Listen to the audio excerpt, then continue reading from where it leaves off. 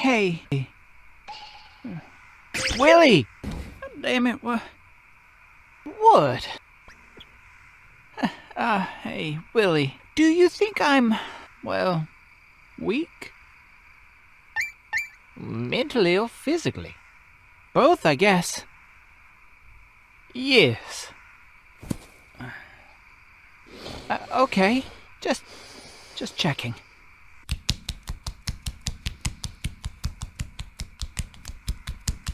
Woo! We safe now? Y'all think we outran them? Yeah. As long as we stay here, we should be all right. Why, hello there, boys. Well. Two small boys out on their own in the dead of night. Got to say, I like your style. And, who the heck are y'all? You could ask me more nicely, you know. Y'all didn't have to scare what isn't daylight right out of us. I guess so. Just try not giving me and my bud a heart attack next time. Guess you have a point, dear. Guess we can say we're even. So, miss, who are you?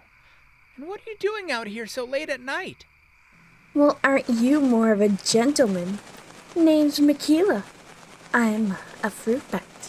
So you're named after that adult drink? That starts with a T and spelled a lot differently. I guess it rhymes, but that's about it. I hate to interrupt, but you didn't answer the question before. What brings you out here? There's a curfew after 9. Don't you know, Bunny? Nocturnals like me. Well, we have special permission to stay out at night. Though that begs the question. What brings two little bunnies out here? Last time I checked, bunnies aren't nocturnal. You're crepuscular. Not meant to be out so late.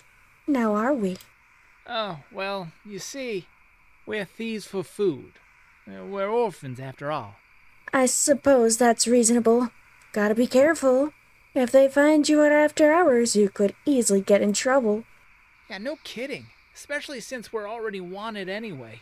Talk about double trouble. Wanted? Just for food to live? Crazy, huh? Yeah, but unfortunately, it's so. Well, you know what? I normally don't do this just for anyone. But if you ever need anything, just let me know.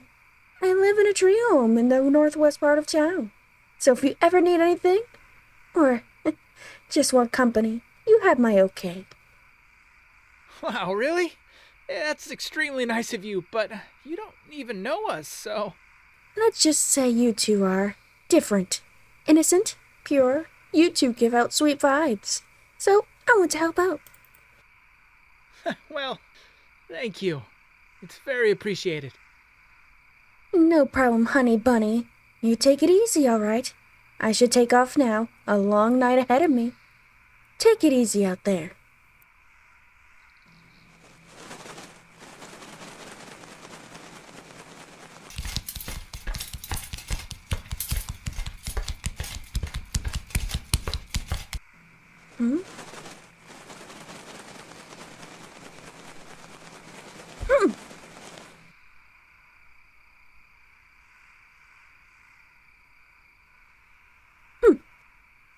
Do you have no shame? Chasing after two little orphans. Do you have nothing better to do with your lives? Such shameful behavior. To think these are the guards trying to protect us. And this is how you act. This is what you're protecting us from. Pathetic. You boys all right? Glad I made it just in time. Yeah. Oh, thanks to you. You really saved our bunny tails. You're quite an amazing bat. Well, don't you know how to flatter a girl? I'm more than just a pretty face, dear. Though, let's make this quick. You should get out of here while they're down for the count. You don't have to tail this bunny twice. Right, that would be a smart idea. Oh, thanks again, and I hope to meet up again soon. And next time, not running for our lives. Same, bunny boy, same. I highly look forward to it. It's nice to make more acquaintances out here. If you need me, just look to the skies. Who knows? I may be passing by.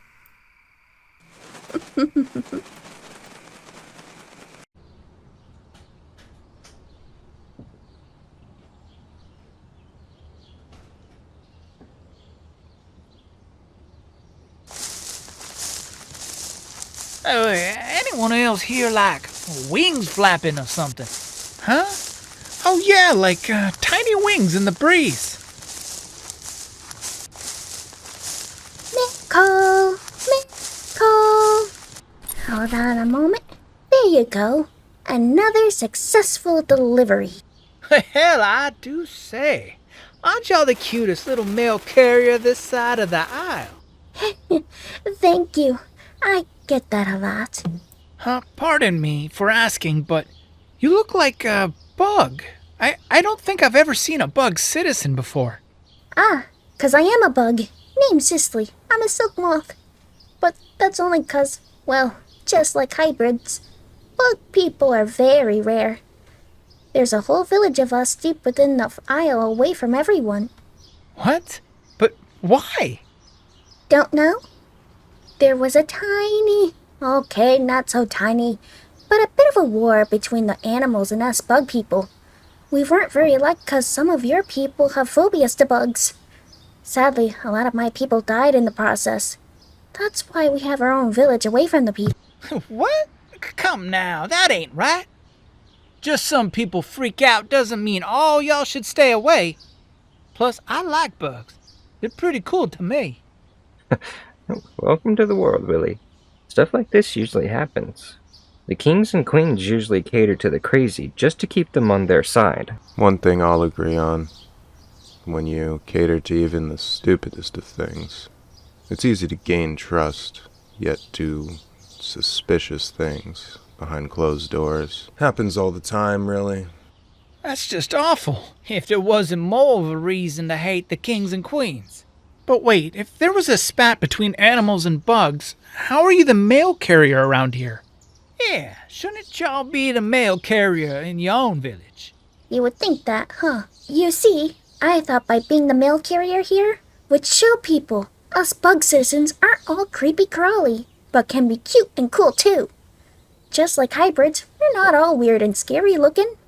All my life thus far, I've been told I was a cutie pie. Even though my people tried to warn me about the animal citizens, I wanted to have hope. Maybe my cute attribute could one day turn everyone around. So far, no one has hated me. Some say I look like a fluffy sheep or poodle. So I'm on my own mission, to befriend your kind and rekindle what was torn apart years ago. Well, if you ever need any help, I'm willing to lend a hand. Same, no fair to y'all being treated like garbage. You've got my vote. Mine too. I'm all in to help out. You mean it? That's wonderful. Thank you. Does that make us friends? Absolutely. Would be rude of me to say no after learning about this. You wouldn't be bugging me. The buzz is in, and we're friends. How can one say no? Friends, this is so wonderful. Maybe there is hope in a future for my bug kin. Though I must be going. Duty calls. I can't wait to know you all. If you ever need anything, just come find me. Either at the post office or on a gust of wind. Why y'all climbing? Can't you, fly? I mean, you got wings. True, but silk moths can't fly. Our wings can't support our body weight for long.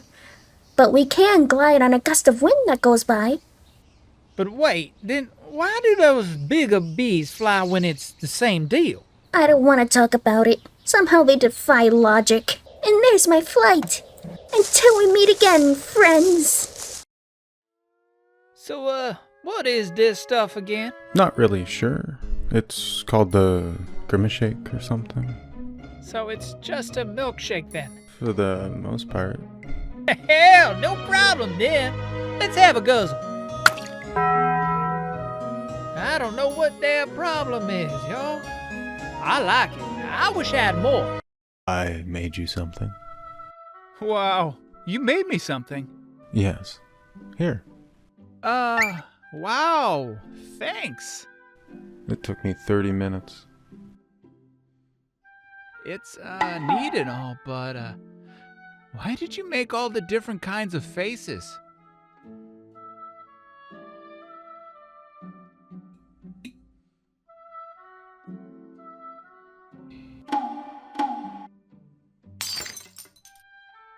That's one way to release your feelings.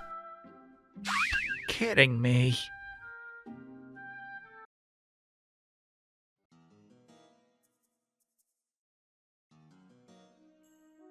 What in goddess's sweet name did I step on?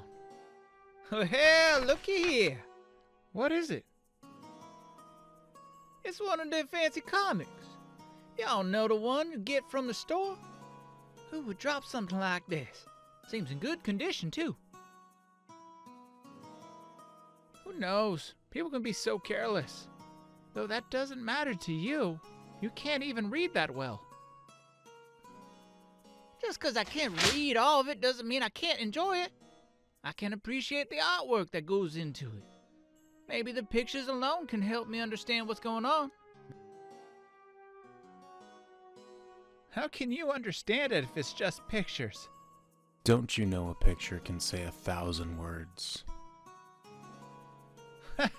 Very funny. Actually, for once, I'm not.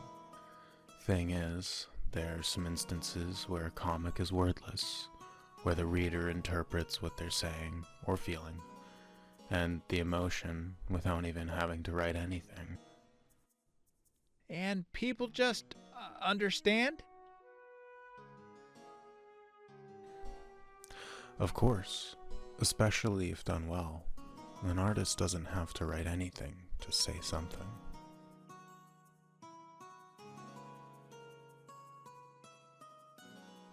You don't get it, right? It's not so much that I don't understand, it's just, well, can't things be misinterpreted without words? Like two people coming up with two different ideas from what's happening. In a sense, that's also kind of the point. The artist leaves it up to that interpretation, so they can also make a story in their head. I'd imagine that would cause more confusion. Well, since the artist is the only one that knows what's going on, right? If the artist wants the reveal of what's happening, they'd say it themselves. But that's the fun with wordless. They'd let you have that imagination for yourself. It really brings in a keen eye of a person to see how far their imagination is willing to take them. Making words in their own heads, making ideas in their own heads. It's almost like you're creating your own story to have fun with. No offense, but it almost sounds like a lazy storytelling that didn't bother putting in the effort of words, but instead just actions. Believe it or not, it's sometimes harder to pull off wordless than it is a full plot and story of words. Since you already know what to go off by, you can make them feel and say whatever they want. But now, try to do that in the form of a wordless comic, where you have to make sure the emotions are on point, and add a little more action to it, just so that people can get an idea. Even if that idea spans into hundreds of different ideas. But the two stories are the same. Just more effort and thinking process went into it. Some find it even harder than just a regular comic, since everyone can pull off emotion in a comic with just a few panels each time.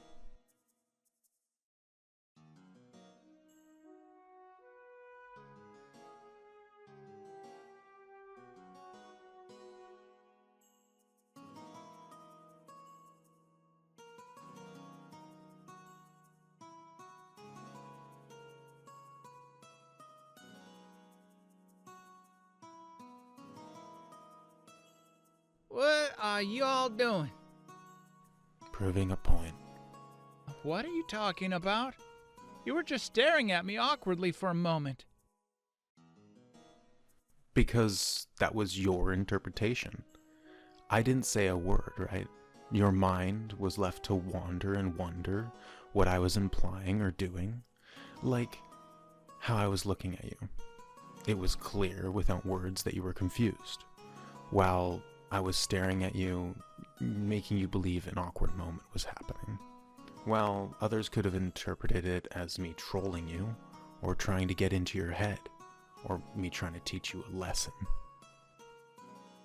As I said, without words, you can still make 1,000 words. It's like how you and I can stay silent to each other. Have you not remembered how many times we've just looked at each other, staring at each other? You probably knew what I was thinking.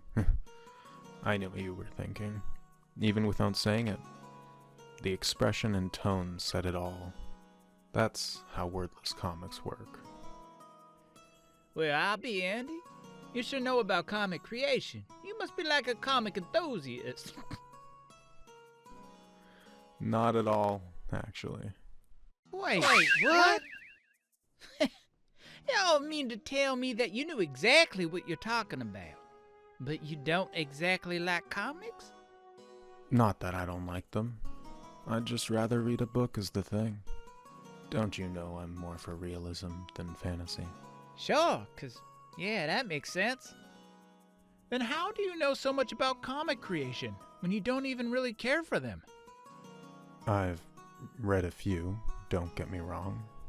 And you keep forgetting, don't you? I've been to private schools, one of the richest. They teach all types there, and during art class, one comic creator came to explain creating and the imagination that goes into it. As fascinating as it was, I'd still rather read a book. Trust me, I don't forget that you were in a rich school. It just wouldn't imagine them teaching you something like that.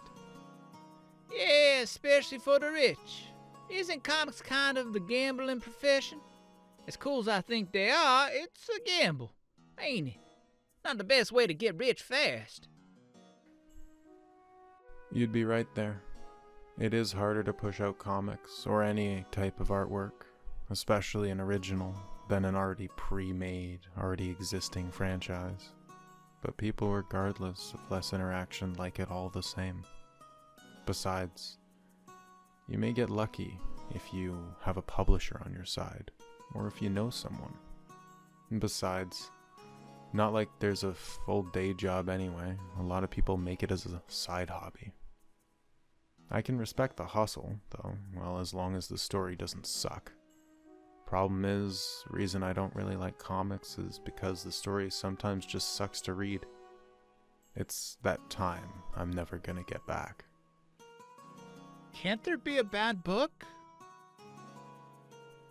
There are plenty of bad books, but the ones I read are more about mythology.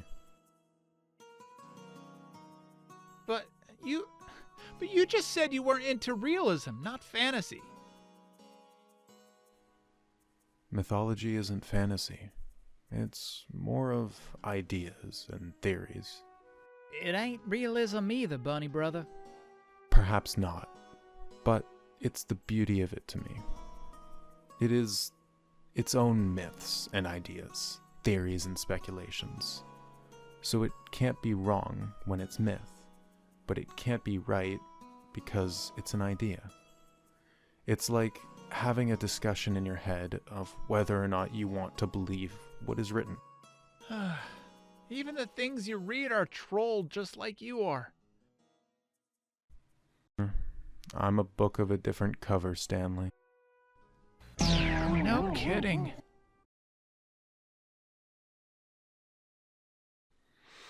And, just a little slide in here, Fahrenheit 451, definite recommend as Andy's choice of the week.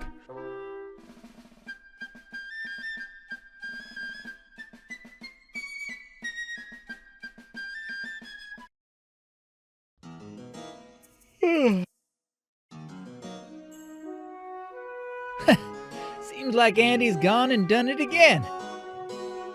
Yeah, he did this last year too. I guess it is something nice to look forward to every spring. It really is nice of him to do this for us.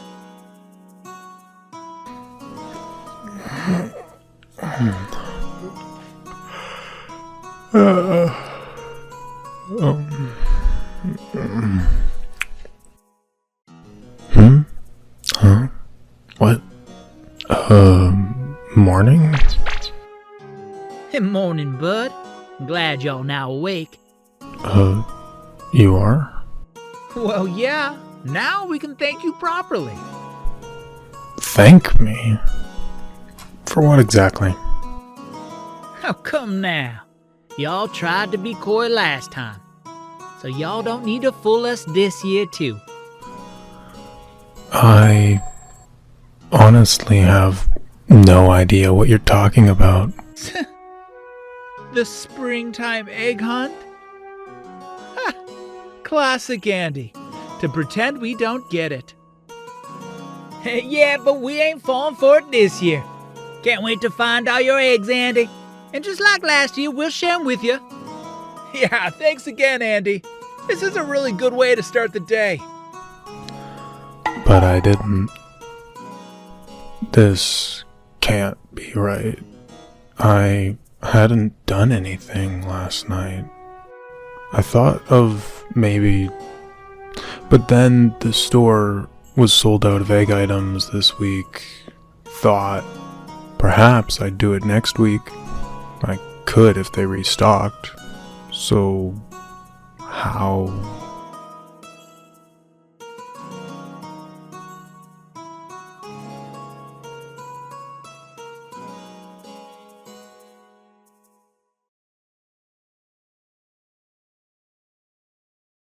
I know a big boy like you wouldn't care for a spring hunt.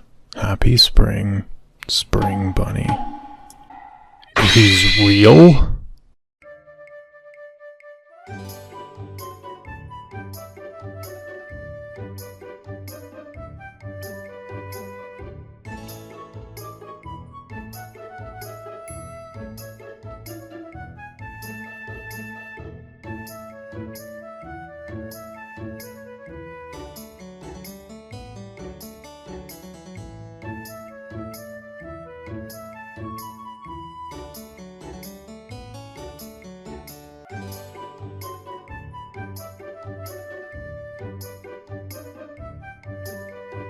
That was fun and all, but I think he made it a tad too easy this year. It's the thought that counts, right? Could have thought a bit more. We're done with the egg hunt, Andy.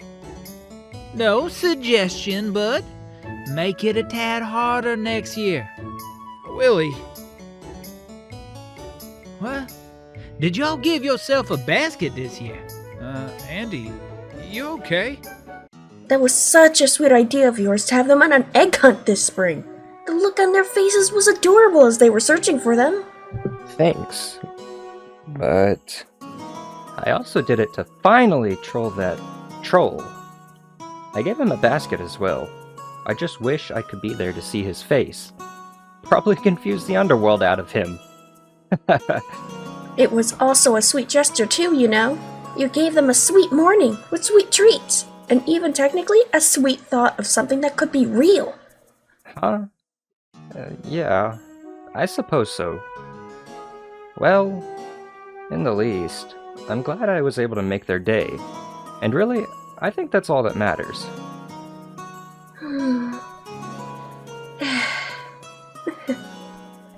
I, have a treat for you too. Oh, really? A spring egg, perhaps? No. Even better. To you, at least.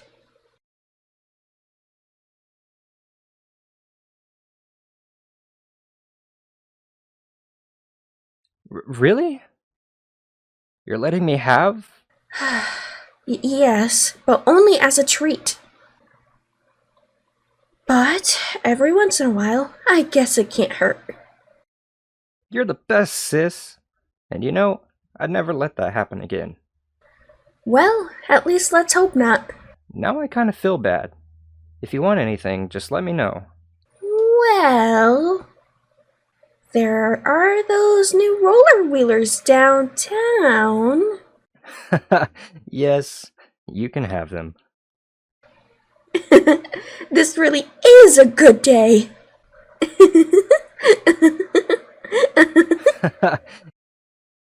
So, Mikila said to come find you.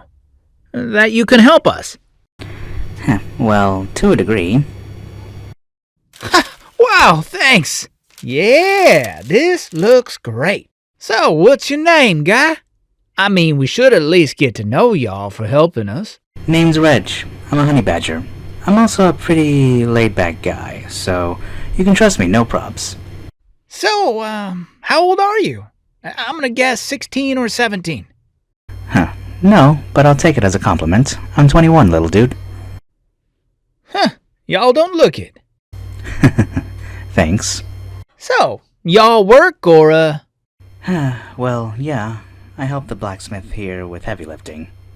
Well, don't sound too excited. Well, it's not who I want it to be. Well, who did you want to be? An inventor.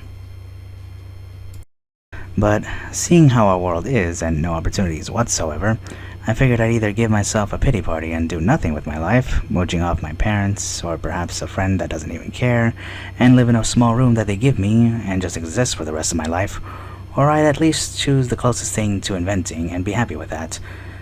That end, make myself some good food and treats. Healthy? Nah, but life is too short to overly worry about stuff like that. And it makes me happy, and it's not hurting me or anyone else, you know? I'm okay with what I look like. I ain't aiming to be a model or anything, so I'm pretty happy with who I am and what I look like. Fat and happy. Fat and happy.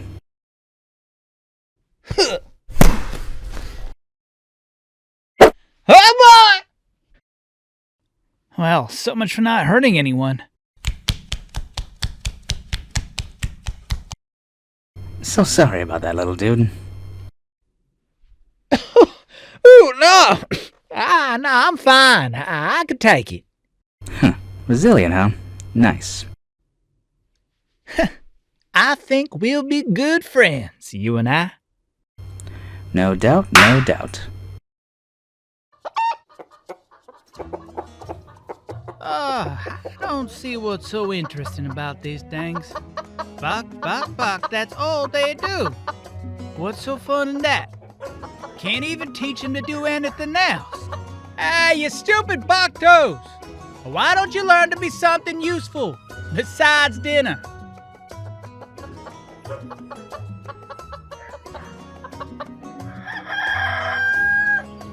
Oh! So, how did scolding the Boktos work out for you? Don't want to hear it. Y'all know how well Stanley and I can lift up our ears? Yes, And well, y'all's are pretty darn long. that's because my mother has long ears too. Well, I was wondering, can you, even lift your ears up? Yes. Well, really? Hey, can I see? Sure. Ow! Hey! I heard of getting a lift, but that was more of a flop. Now you know what I keep them down for. And please, always keep them down. What do you mean orange isn't your favorite color? You constantly wear it. It's your whole outfit. Yeah, 'cause I was putting it when I was a baby bunny. Doesn't mean it's my favorite color. It's nice and all. I have nothing against orange, actually. Alright, fair.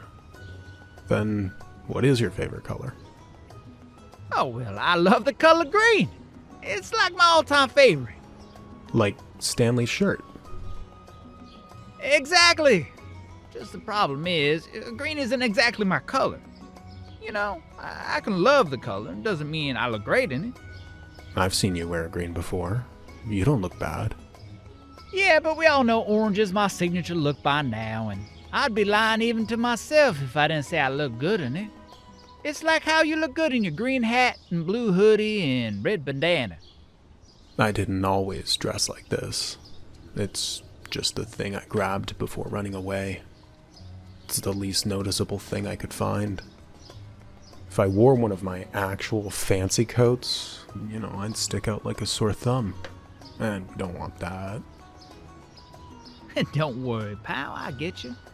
Though speaking of which, what's yours?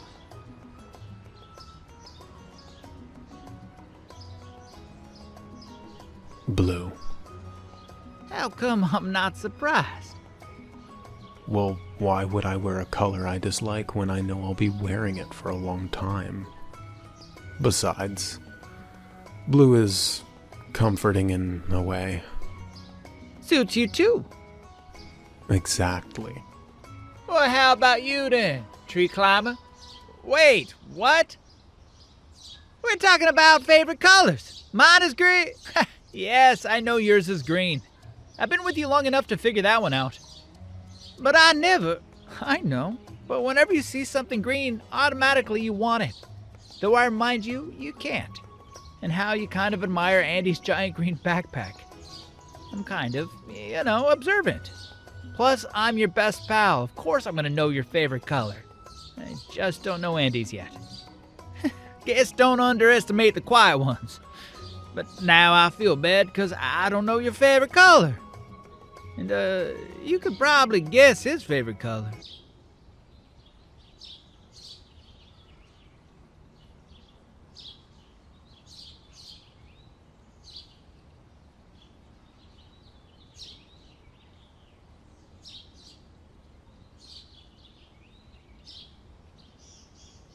Blue. Yes. Told you. But what about y'all, Mr. Mystery? Well, you can guess if you want. Oh, I know this one. It's green, like your shirt. No, actually, I really dislike the color green. And when I say dislike, I mean like it would be the last color on the spectrum of colors I actually like. It's like that snack you tolerate because there's nothing else to eat, but that doesn't mean you're going to enjoy yourself. Even I didn't see that coming. Wait, then why are y'all wearing a green shirt? Just because I dislike it, it doesn't mean I don't look good in it. Plus, I'm partial to the shirt. Even if I don't like the color, it really goes well with brown, you know? Then, is your favorite color brown? Like your jacket and hair? Nope. But I do like that color more than green, so that's fortunate. Isn't it blue too? Can't say it is. Even though blue is a very pretty color, it's just not my favorite. Oh, I know. It's purple, like your eyes. Nope. Not even my eye color's my favorite. I can see why you thought that, seeing how everyone compliments me on them. But, nope, not purple. Well, darn it, boy. What is your favorite color? I doubt it's orange or pink or something. White? No. Black? Negative. Magenta? Nah. Teal? No way. How about maroon? Not even a little. Go. Nope. Medium violet red. What? No. Periwinkle. Morose. Oh, wait, no, that's a feeling. How can I be so stupid? You're like the main character. Of course it's red, right? Main character? No, actually not even red. What? Oh, wow. And to think I got that one. My favorite color is yellow. What? It's just... You wouldn't expect yellow of all of them to be your favorite color. And why not? No, I mean, what is it about yellow that you like? I mean, heck, it's one of those obscure colors that everyone kind of ignores. Well, it's a warm, happy color, you know? It's almost like red, but it's yellow, like the sun. Or the feeling of a smile on a person's face. Or even my favorite type of flower, the marigold. Just yellow is... it's just a happy color to me. It's actually known as a warm color on the chart. But yeah, basically I like it because it just feels warm. I mean, besides chart-wise, Heck, once I found out that it was symbolism for friendship. It made me love it even more. So I guess that's why. I kind of match best with it. Then why not wear yellow? I could, I guess. I just never really cared to. I guess if anything ever happened to my green shirt, then I would consider it. Seeing how long that shirt has lasted, surprised it hasn't ripped. I take good care of my clothes as much as possible. Well, we all learned something new about each other today. I like green, you hate green, and rather have yellow. And Andy, well, predictable with him liking blue. Surprised we didn't know this sooner about each other. You can't always expect a colorful experience, Stanley. Oh, man. So, Andy, what's in the bottle? Not sure, to be perfectly honest with you. The label's a bit messed up, though, so it could be an adult drink or perfume, perhaps. Oh, well, the only sensible thing would be to... Oh, well, wasn't expecting you to do, well, that. Yeah, just keep chugging that down. Don't let me stop you or anything. I'm actually surprised you'd even do that. Sort of. Actually, no, somehow I'm not. Eesh, you can really drink that, can't you? It's like you were incredibly thirsty or something. At this rate, you'll chug that whole bottle down. Yeah, so at this point, I'm going to guess it's...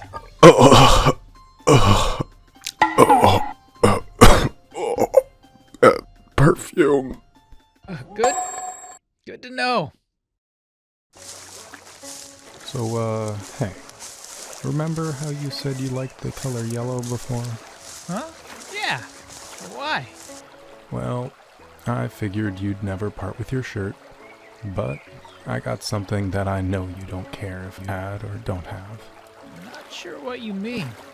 What don't I have that I wouldn't care to part with?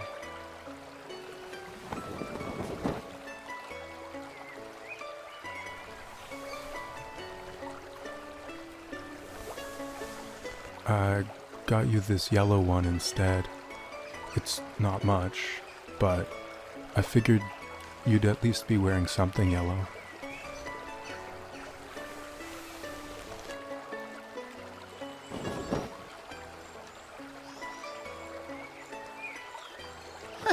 Wow, I don't know what to say. Don't have to say anything. Just think of it as our friendship is just that golden.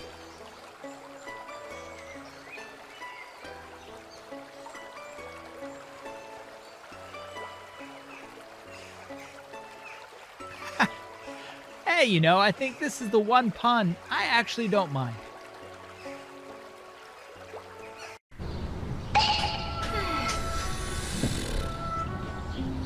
Come on, don't make me beg now. How about just lunch? Just the two of us. Just think of it, in an open field, sunny skies overhead. You own that beautiful outfit. Maybe some butterflies going by, the wind gently blowing, just so, nice and peaceful. Nothing fancy, just, you and me. Yeah, you can really paint a picture, huh? You wanna make it a reality? Sorry, little bunny boy, I'm just not interested you in that sort of way. Oh, don't break a bunny's heart now. It's not you, it's me. Okay, it's mostly you. As adorable as you are, you're just not my type. Just as, or more prettier than me. Can I at least ask, if not me, then who? Who really is your type? My type? Oh man, Willy sure is always persistent with Millie. Imagine if one day she'd ever say yes. What a couple they'd be.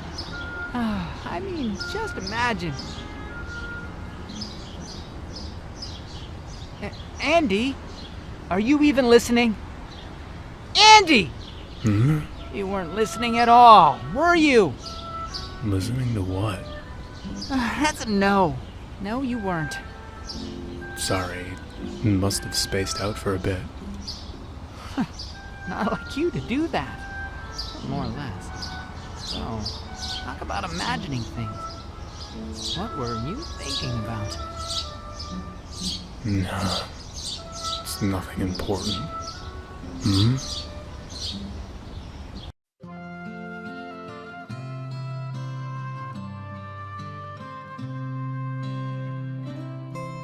You get what's happening, I'd imagine. Yeah, I do. It's weird, isn't it? Like a weird physiology where Willy knows how to flirt with other girls, but really doesn't get it when the girls are flirting with him.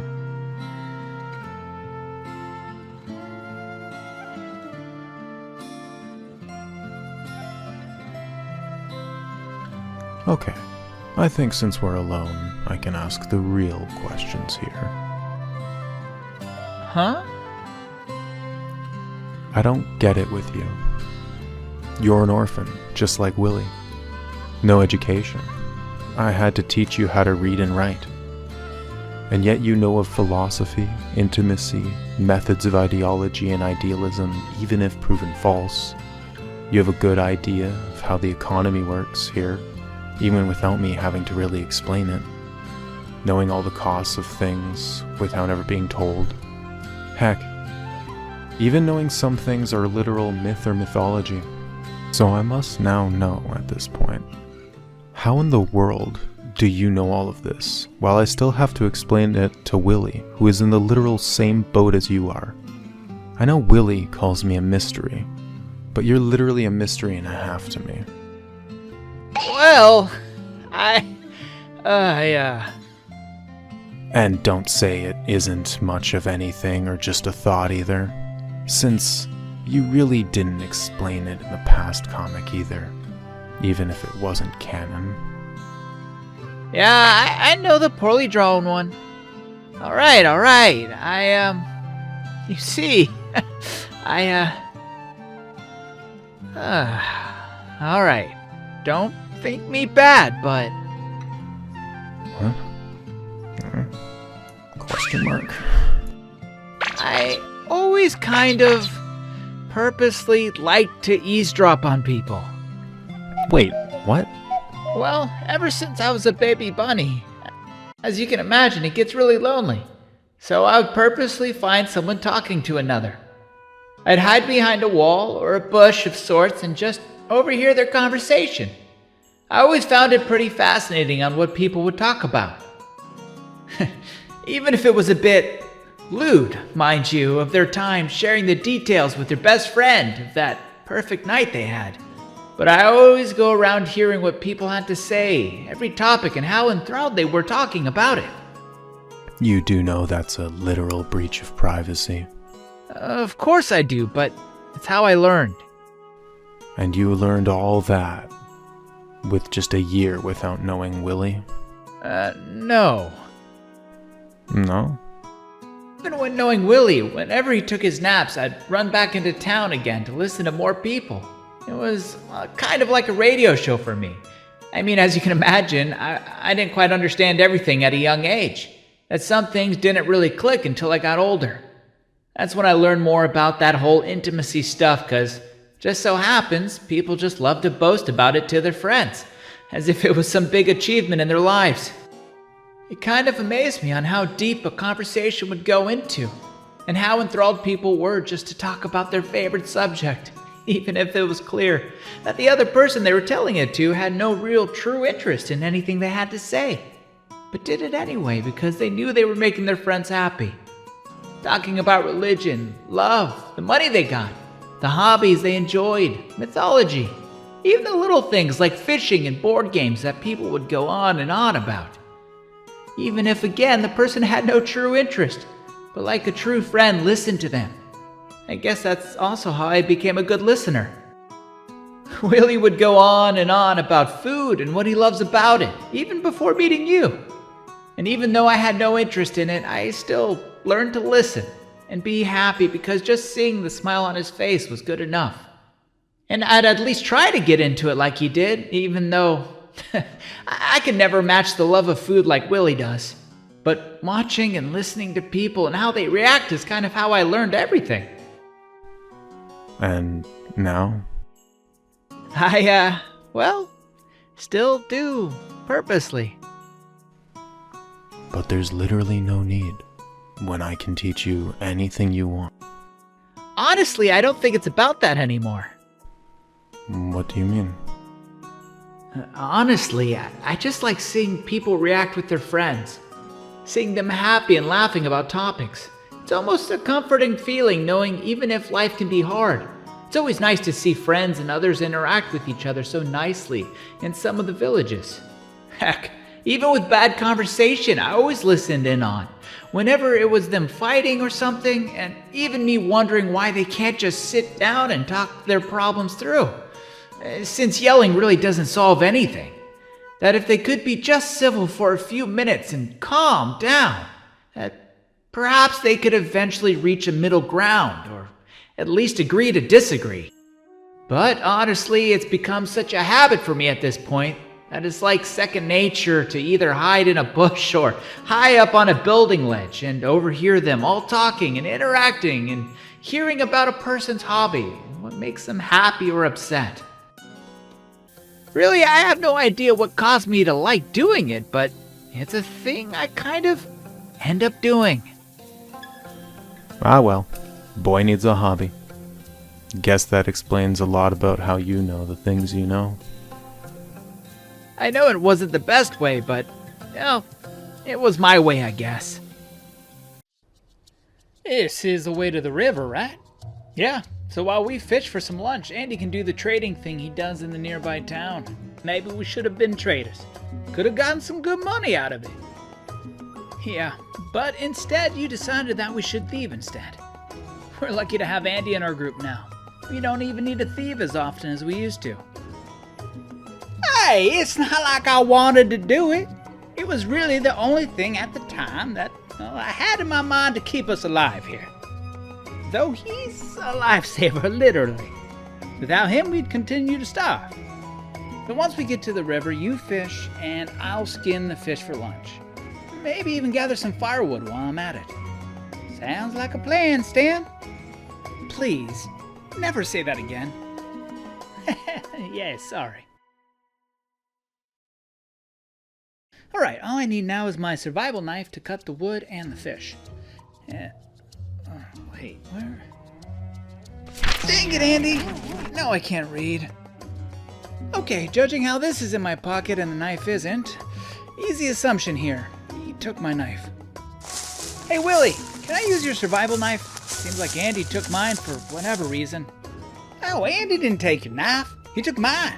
He gave me yours, so it'd be like a spare until he gave me it back. Here you go, Stan the man. Andy!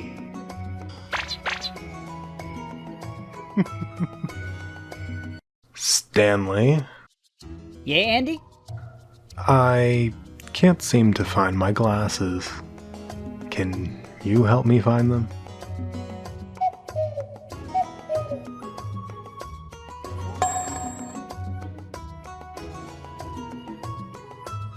Why do you do this? For fun.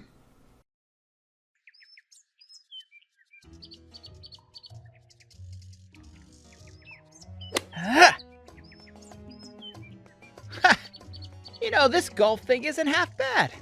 I just can never get it in the hole.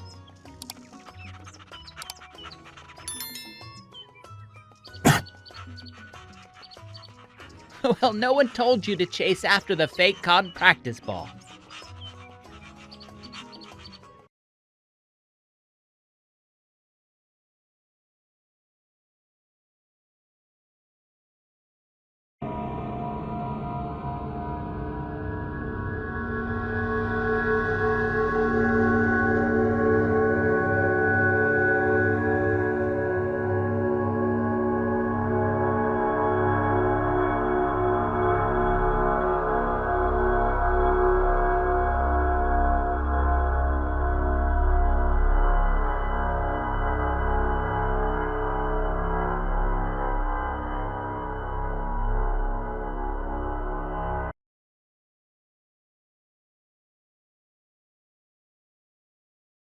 but the outline of him, though I could only barely see that he must have been wearing a really long trench coat, maybe, and even a scarf that was blowing in the wind.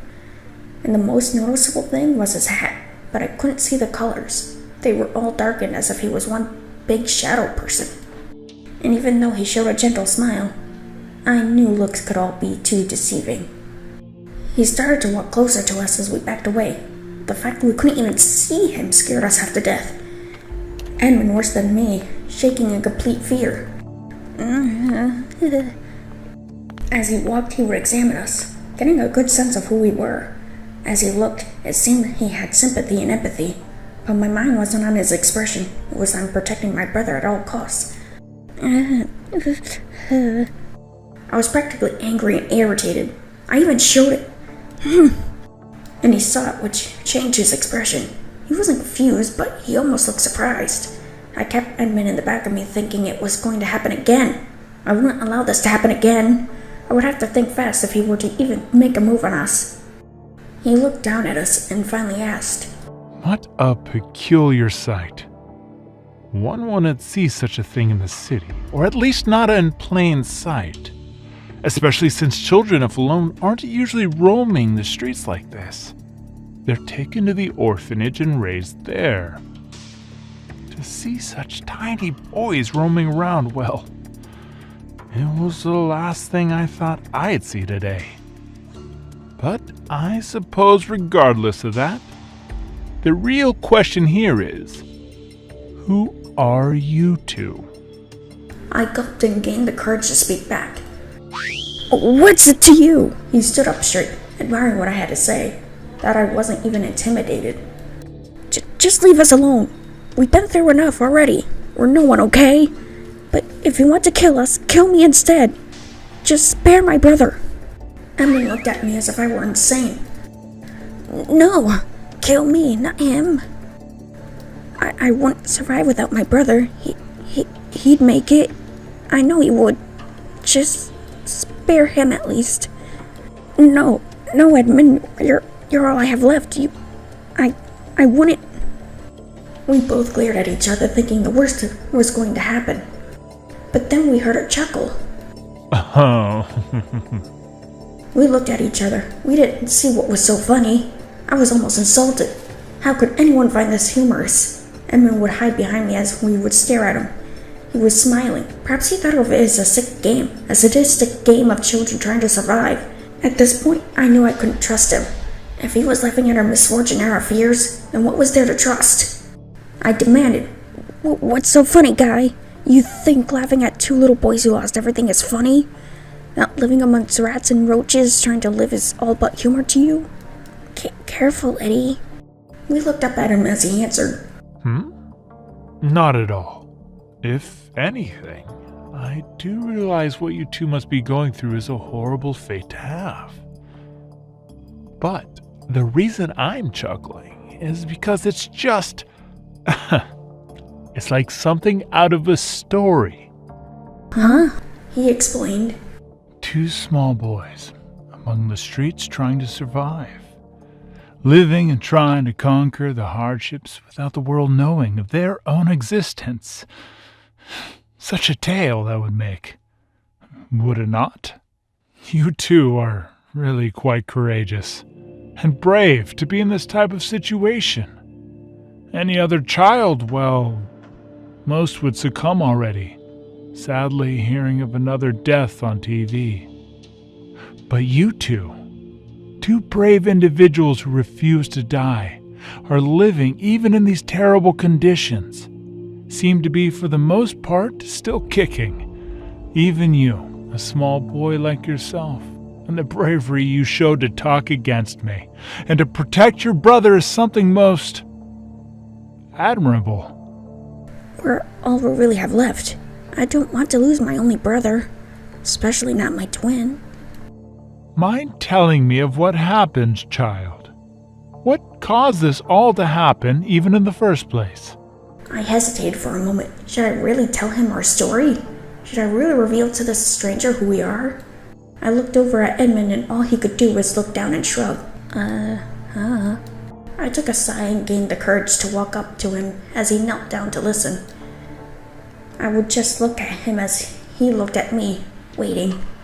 I looked away trying to think of the words to say to explain everything to this man.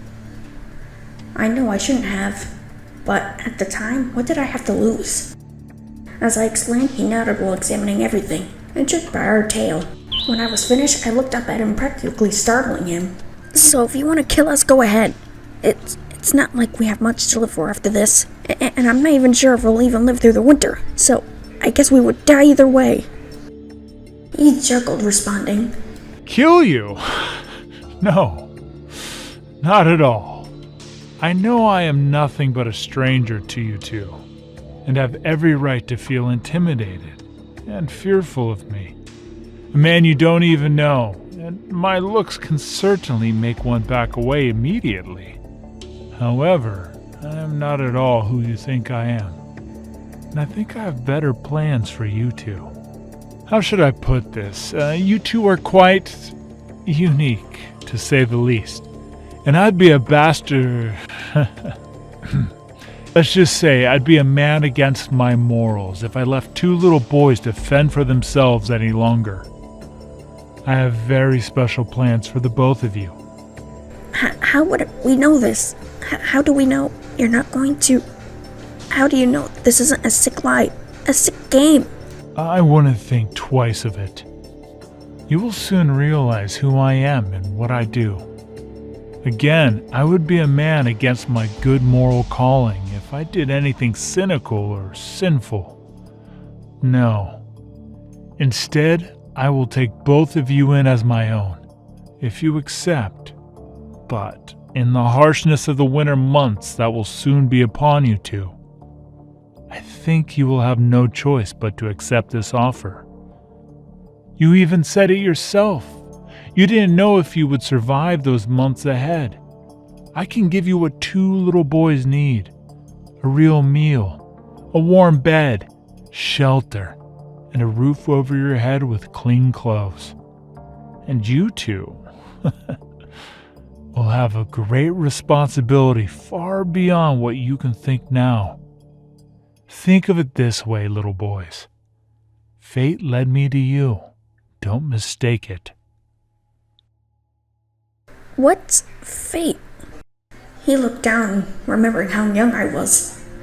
Not used to usually answering these kinds of questions, and tried to interpret it for us. Fate is, well, the very instance of what had happened to you to become this way. It's a tad complicated to explain.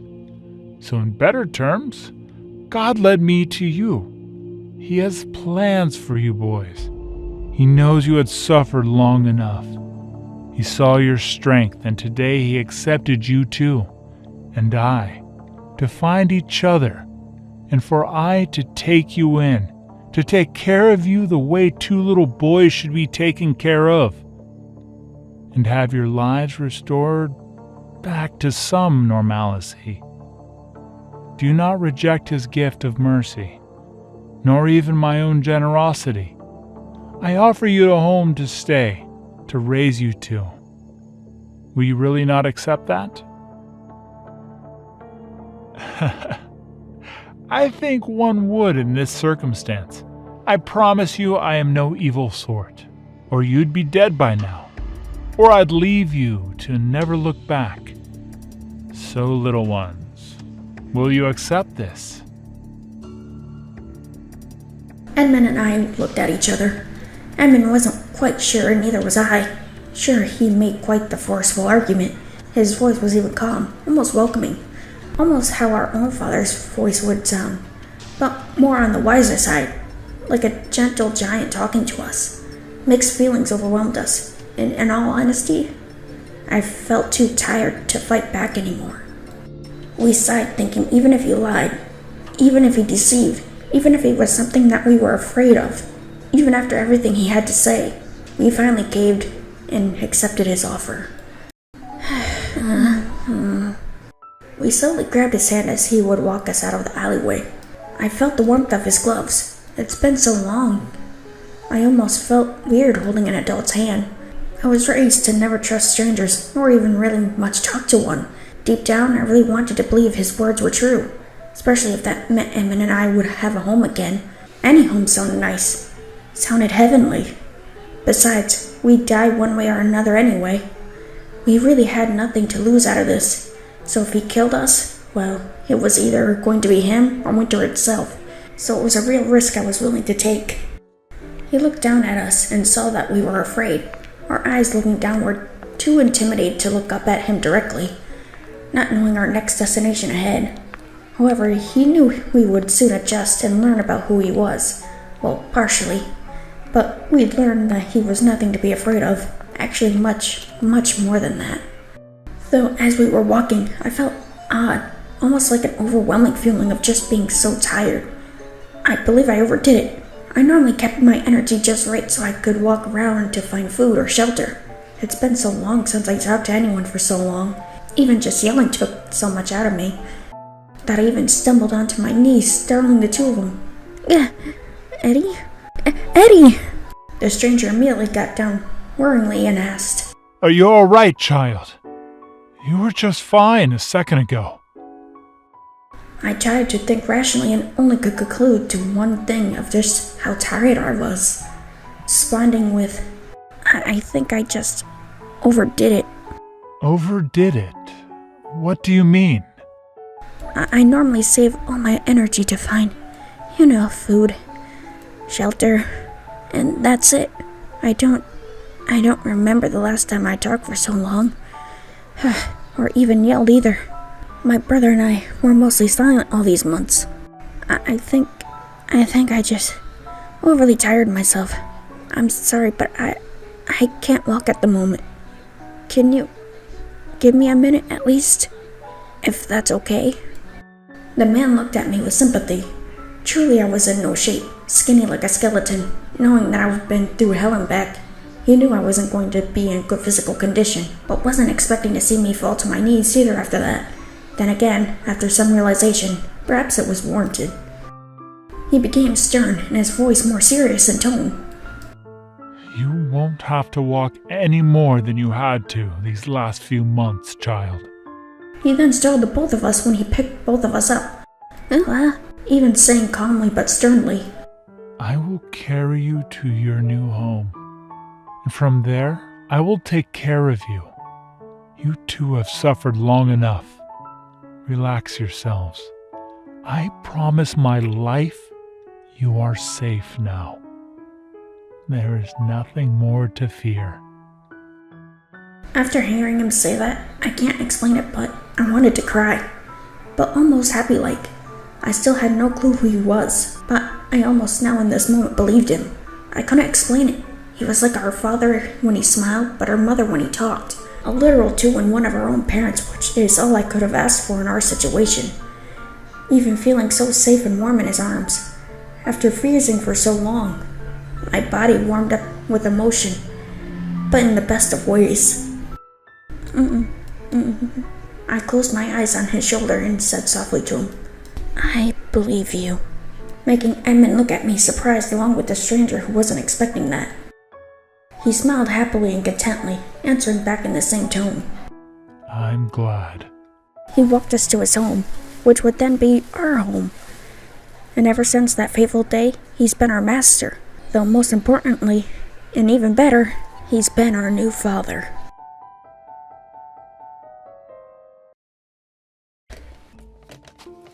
As he approached closer, he was completely startled to make him jump and have an inner twitch and tingling feeling when he heard our master say.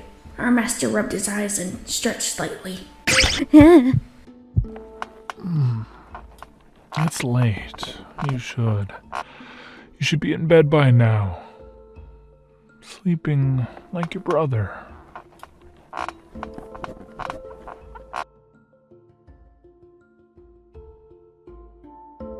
He turned to look at Edmund, who was lost for words. He didn't think he had such an acute sense of hearing that he'd hear him walk in like that. The two just gazed at each other.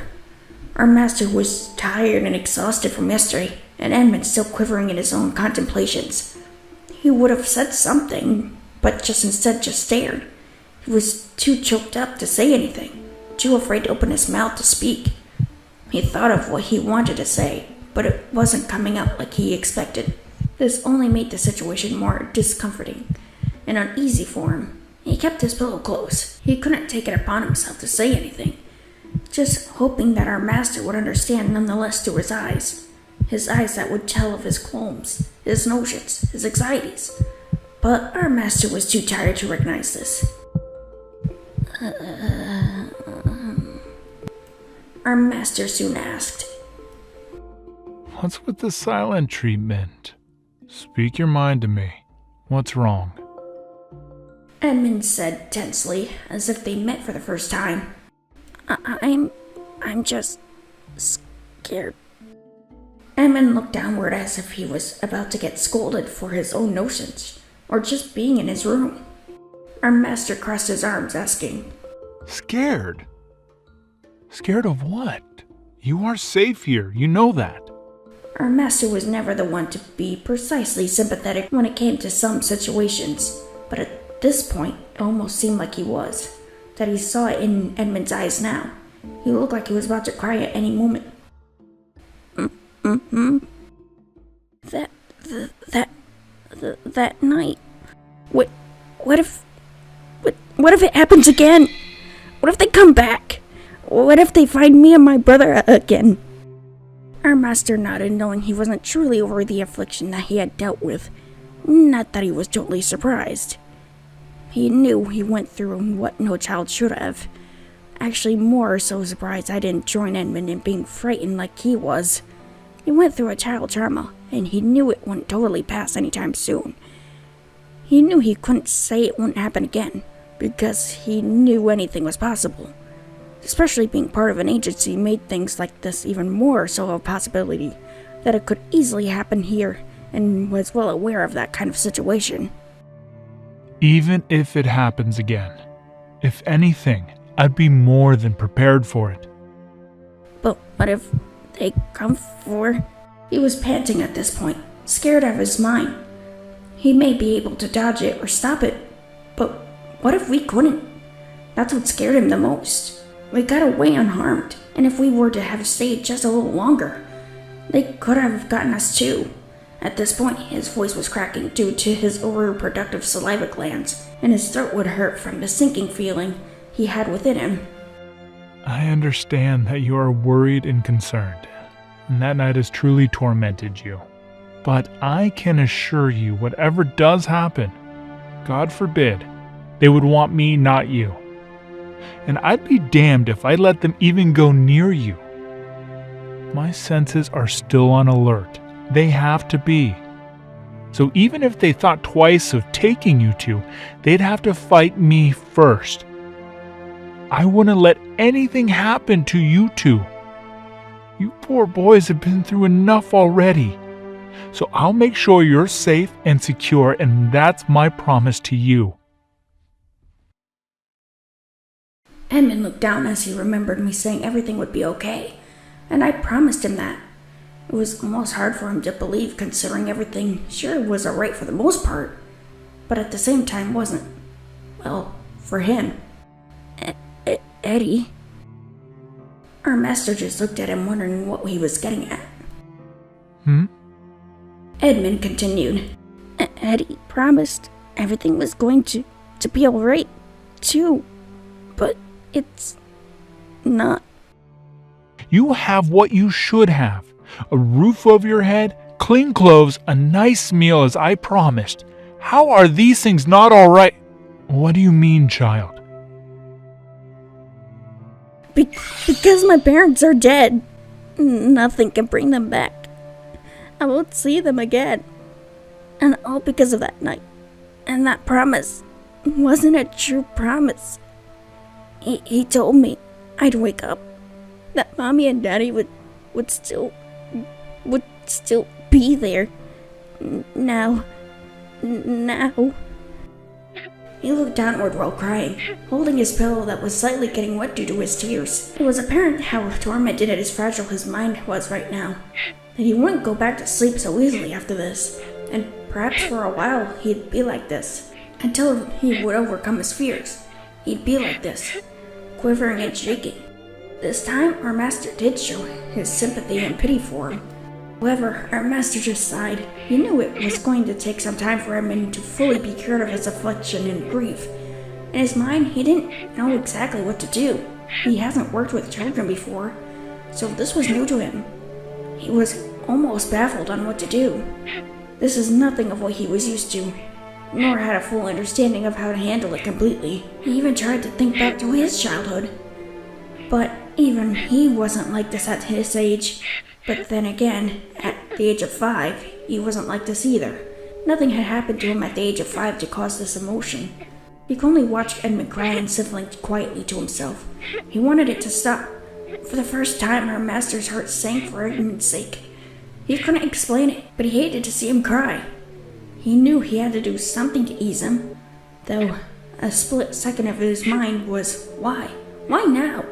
He didn't find it unbearable when he found us on the street for the first time, and he remembered Edmund crying then, and didn't feel the way he did now, almost feeling guilty that he didn't know Edmund is traumatized, and all he did was chuckle back then, and try to lead us back to his home, trying to be a saint of a man. He didn't show emotion to a crying boy until now, and the more he cried, the more it got to him, making him grit his teeth, wanting the crying to stop as it shivered down his spine. Something about a crying child who's hurt and tormented ate him up, like if he knew the feeling himself. Even yelling out, surprising Edmund a bit. Please stop!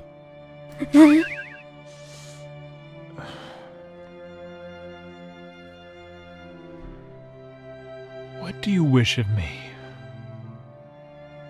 What can I do to make you calm again? If it's alright, can I sleep with you? Just for tonight.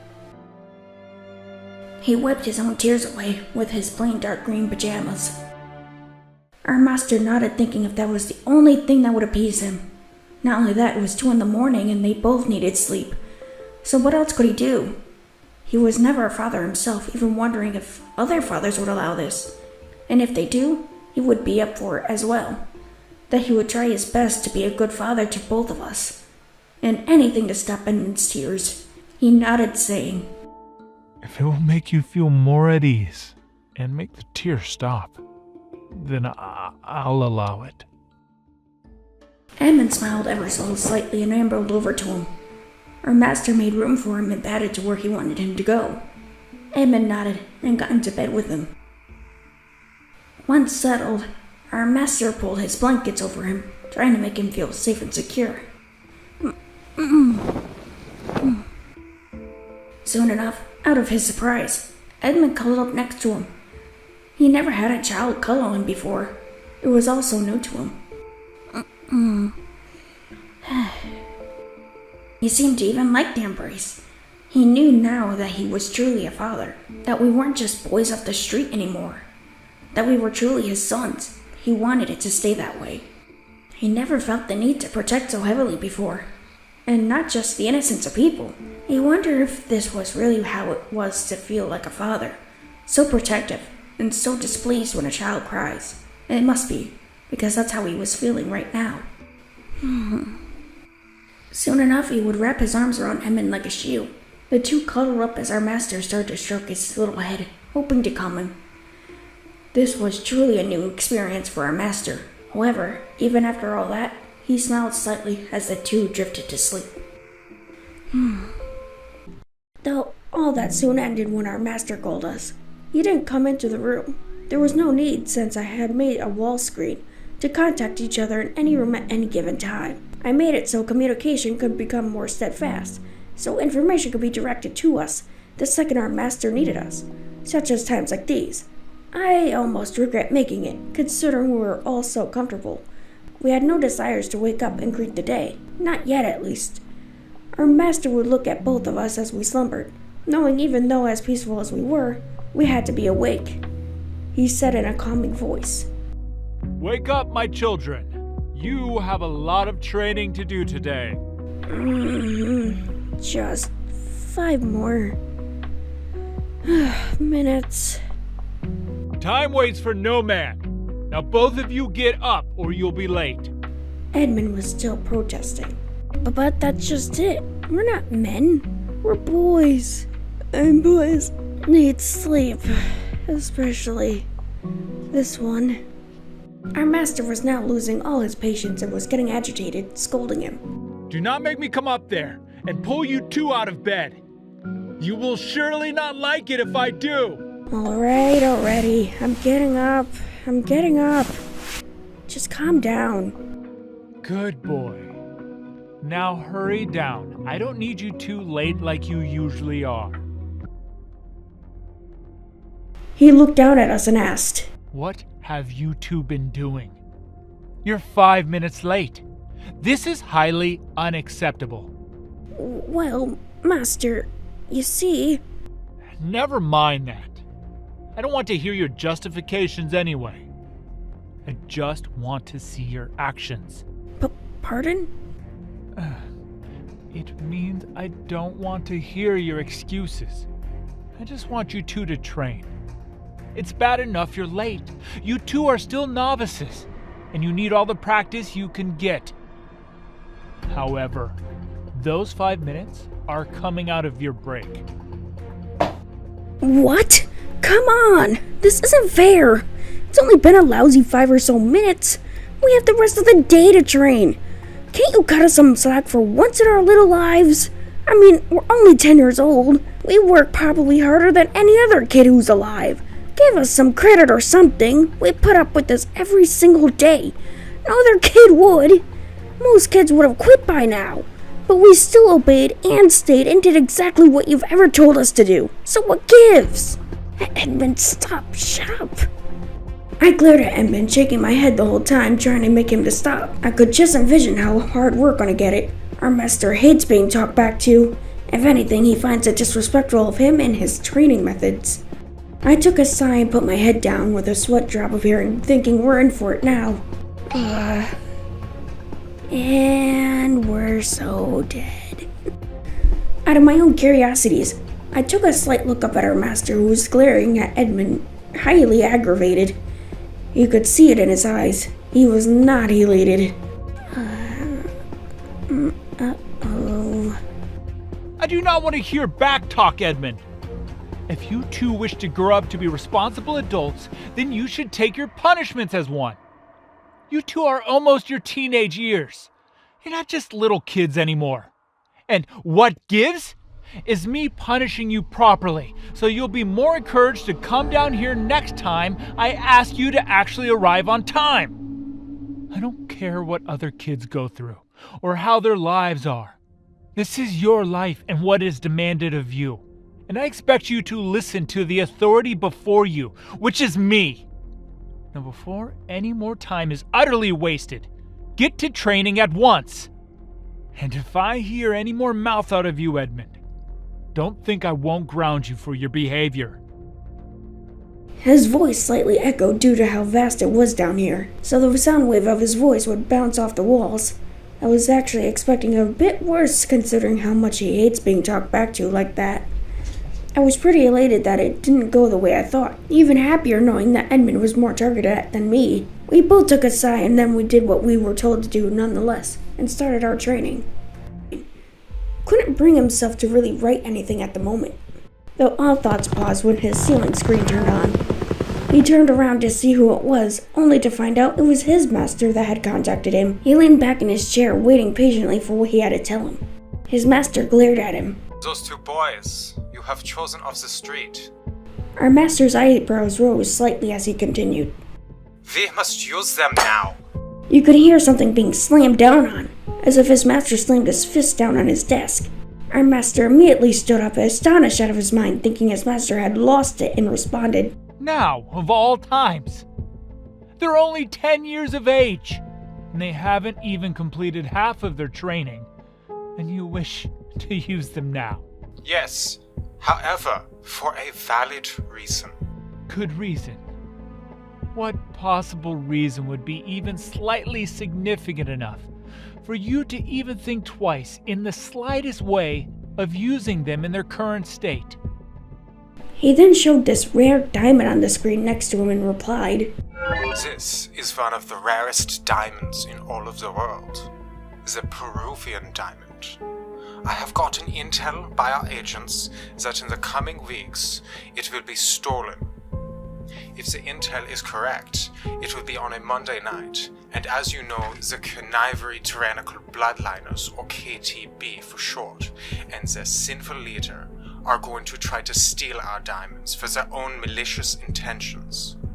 Your new recruits must retrieve the diamonds before they get their hands on it. I expect your boys who by doing this mission will prove their worthiness as true spies of this agency. They are the right size after all. Being so small, they are practically invisible, along with silent walks like a literal mouse, sneaking through the halls, unlike our other agents who tower over them. They are the literal right height to sneak into the place and immediately get out. After all, it has been 5 years, and the boys have yet to be in any kind of mission, even an insignificant one, to test their skills. Their wait has come to an end. These boys shall retrieve this diamond, or their fate will rest in your hands. I don't want nor wish to hear of failure upon you. You made the decision 5 years ago to take in students, and it is now time to see if your teachings are truly what you had claimed to be so long ago. Do not disappoint me, or you will know what will happen. Do you understand? Yes, Master. I will not forsake you. Excellent. I will be sending you the coordinates of the exact location where the diamonds are currently being held. Though, don't feel discouraged either. They've been training for 5 years. I'm sure they're ready to take on something. All it is at the end of the day is a typical spy mission. Retrieve an item and get out. It couldn't be easier than that. They just need a week's worth more of extra work. I'm sure you can handle it like you said years ago. Correct? With them being only 10, it goes beyond just that. Years of training for an adult, perhaps. But a child? I've never heard of such a thing. To put a 10-year-old in such a position. Well, if it makes you feel any better, there are agents on standby. So, in a sense, it's not just them doing it alone. If anything, since we all have to think of any horrid situation, they will be watched over by our own agents. Then why the boys? If we have agents on standby not doing anything, why put little 10-year-old lives in possible danger? Why not give them anything else? A recon mission of just information is better than this. Hell, that's what I started off with when I was 16 years of age. You're putting a lot on these boys, and they're still so young. I have my reasons for this, that if I explained would take too long. Sounds like a pitiful half-ass excuse to me. Just do as you are told, won't you? If anything goes wrong, at least you know that our agents will be out there, and you can even step in if you must. But I want that diamond with us immediately before it falls into his hands. After all, who would expect 10-year-olds to even go out there? It's actually perfect. The real element of surprise, as stated before, is the small stature. It is perfect for this mission. And not only that, but you say that Eddie is a genius, so I don't have much to fear out of this, and neither should you. Now, just do as instructed and all will go well. Now that that is done and over with, I will be sending you the location now. Our master's fax machine started going, and he gingerly walked over to it to get it. After a few minutes after that notion, Edmund was startled half to death when he saw our master on the TV screen. No! Master, how could you? I was so close to finishing the final levels of my game. I didn't even save. Now I have to start all over.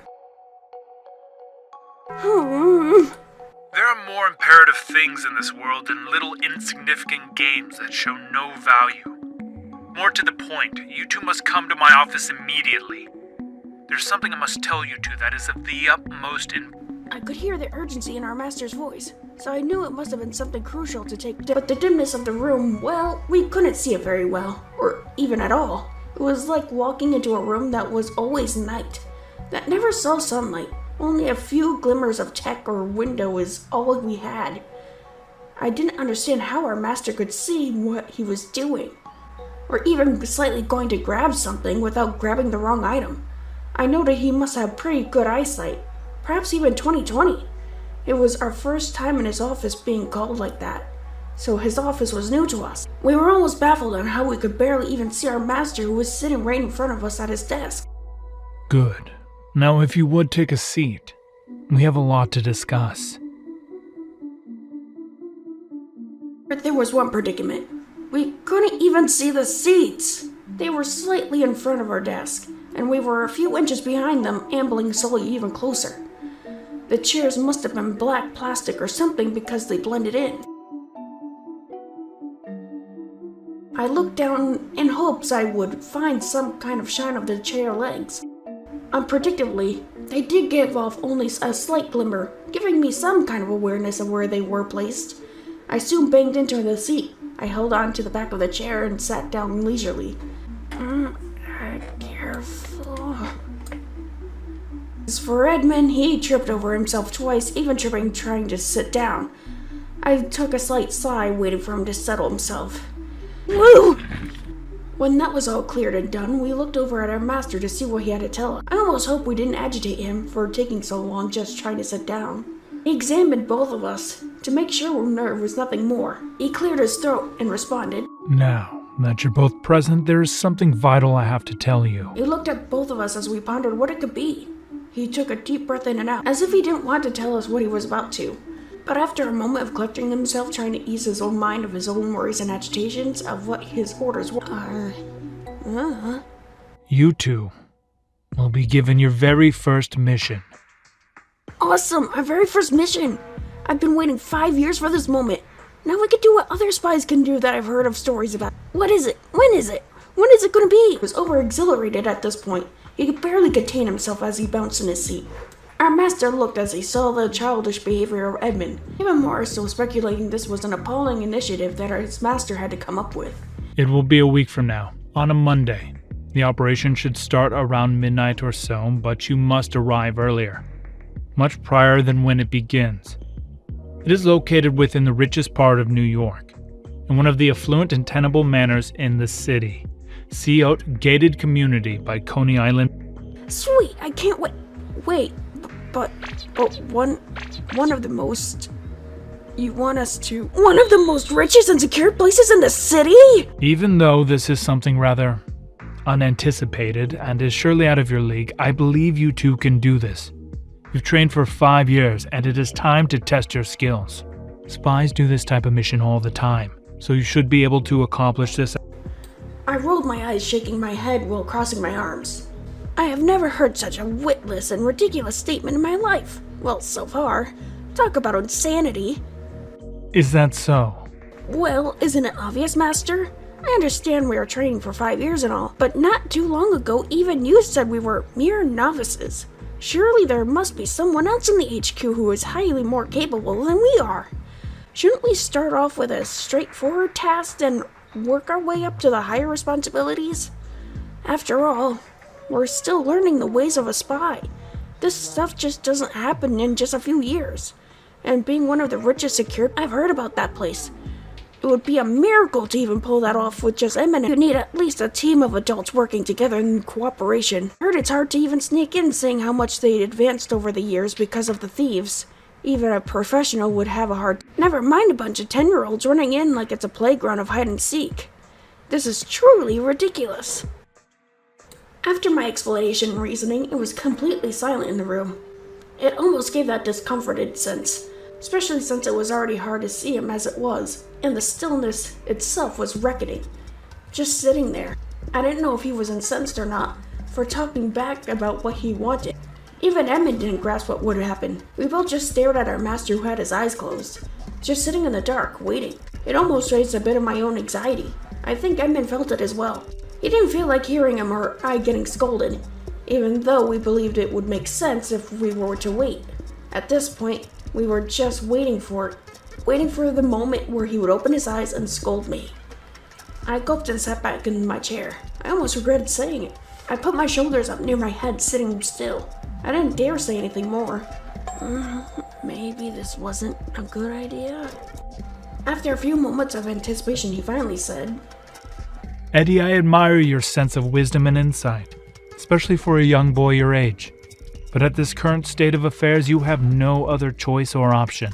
But, Master, why? Because the Peruvian diamond is. Wait, did you say Peruvian diamond? I've read about that one time while I was in the library. It's supposed to be one of the most rarest diamonds in the world. It contains a type of power enough to power the city for 5 years straight. That's how robust it is. It's one of the most precious and valuable diamonds ever discovered. Heck, you couldn't even put a price. Legend has it they locked it away somewhere to keep it from getting into the wrong hands. I wouldn't have even fathomed that it was here in the city itself. So basically an OP diamond for those who get their hands on it like a video game. Got it. That's all you had to say, bro. You just killed 45 or so seconds of my time, and I'm not gonna get back with that explanation. Like we really need it. It's powerful and dangerous. The end. That's the only important thing we needed to know. Yeesh. He looked away unamused. He didn't care for what I had to say, nor even about what was going on for that matter, or the information that was being presented. Even our master shook his head at him while I took a sigh in discontent. Seeing how we were opposite twins, I had to be the one who really cared about this situation. He completely ignored Edmund and looked my way. Precisely, my son. That is why you must retrieve this valuable gem. Even if you do not realize it, and you may be in obscurity forever, the world depends on you two doing this task. Who knows what a villain could do with such power? The fate of the world is at stake here. And you two are appointed this mission, and cannot back down from it even if... He looked down and thought for a trace. Such as I do. Does this mean we're going to have, like, quadruple training practices or something? Quite. This is how it's going to be until the day arrives. For today, you may have the rest of the day off. All right, I'm liking this already. I smiled slightly back, but I knew there was going to be a catch. Our master cleared his throat and continued. As I was trying to say, then you two will wake up at 3 a.m. every morning to start your training. 3 hours earlier? I'm starting to hate this after all. He then slouched in his chair upset as he sulked from knowing that the extra work was going to be put into this. Our master sighed, trying to finish his sentence. As I was saying, you will do this day in and day out until Sunday arrives. Then you will have the rest of the day Sunday to relax, so you will be rested for Monday evening. I was feeling quite distressed. I gradually looked up to our master asking, Do you... Our master looked over at me sternly as I continued. My eyes dropped a bit. Not knowing the outcome of this mission nerved me. Do you really think we're ready for such a mission, Master? Our master sighed slightly, saying softly, I hope so, Eddie. I hope so. I felt like he was concealing more than just the mission from us. He could simply notice that something else was perturbing him. But I knew he would never tell us in 1,000 years. He always held secrets from us. He was and acted just the way he looked. His whole personality was one big shadow. We could only stare at each other. I could almost feel his disquiet, as if he could feel mine as well. Contemplated, did he really want us to do this? And I can only question why. Why was he making us out of everyone in the agency? Why us? Why not someone who could be more capable of such a thing? What was he keeping from us? All these uncertainties swirled in my head as I could only look at him. I wondered, could he tell what I was thinking? He gave me a look of if he wanted to answer my questions, but something in him, it kept him closed off to us.